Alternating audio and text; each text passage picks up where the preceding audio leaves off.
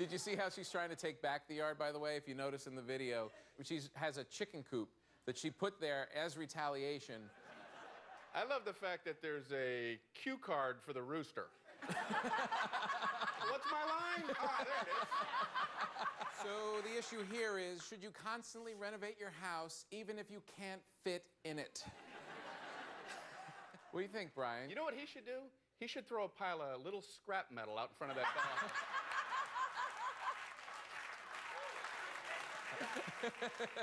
At $150, you can buy a little table.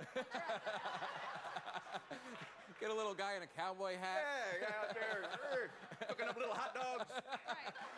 I am impressed, though, that she does the painting, so she's actually, you know, sort of like saving some money, because I saw her painting the porch-ish, whatever that's called. And she has a point. She isn't skiing or doing these other things.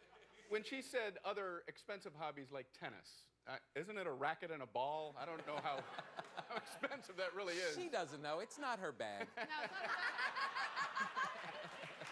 I think a little racket would cost more. You gotta give her credit for knowing her bag. A lot of people don't know their bags their whole life. That's she knows true. her bags. She knows her. what she Who likes. is right, the husband or the wife? I'm going to start with Ellen.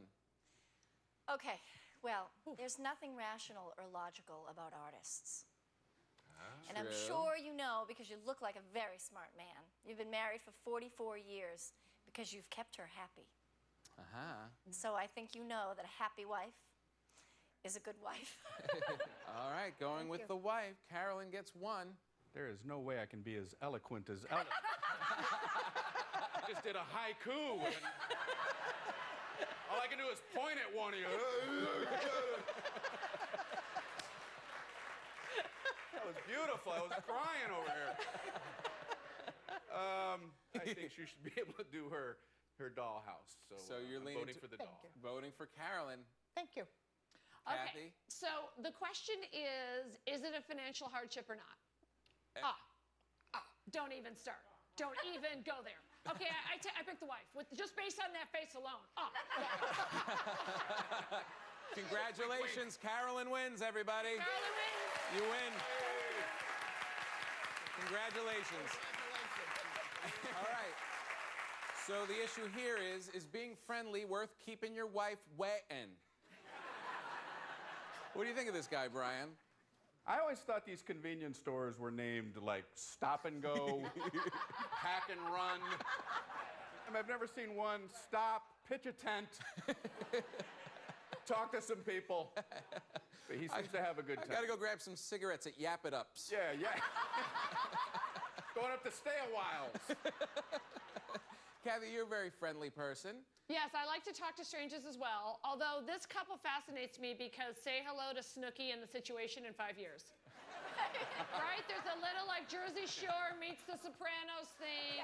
But, you know, I'm a talker, so far I like that he's communicating, although obviously he should be communicating with his wife, not the Flava Flav guy. Yeah, that's the Although thing. that was a good bit, I gotta say. I'm gonna put that in the act. He does seem like an amateur stand-up comic who can't get on stage, so just stands there and does crowd work. It's like his open all cup day. night, Like a like forced instead of open crowd. mic night. Yeah. Hey, look at this guy shopping in his pajamas. Hey, look at this guy. And you can see the people sort of ditching him a little bit, which is fun too. Yeah, like if that guy was there every day and that's where you went to get your juice every morning, would you go to another store? Of course. You wouldn't like that guy. I knew it. But then again, I have to say, you know, I mean, listen, there are worse things he could be doing. The fact that he's talking to a guy with a limp who looks like Ben Stiller's dad, you know, I think there are worse things he could be doing. Do you yap around? Not as much as this guy. And one thing I was impressed with him was that he was bilingual. When he threw the nueve in there, I was impressed. Exactly. He could do this internationally. Absolutely. You can do that anywhere. That's right.